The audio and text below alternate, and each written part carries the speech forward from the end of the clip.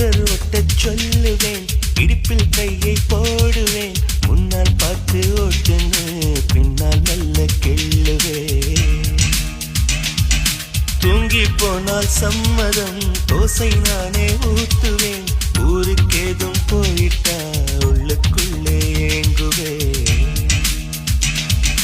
அவள் முகம் என் மகளுக்குமே வரும்படி ஒருவரும் கேட்பேன், அவள் பெயர் தன்னை இனிஷியலாய் இடும்படி நான் செய்திடுவேன். அவள் தாவணி பருவத்தில் லவ் லெட்டர் அனைத்தையும் இருவரும் படித்திடுவோம்.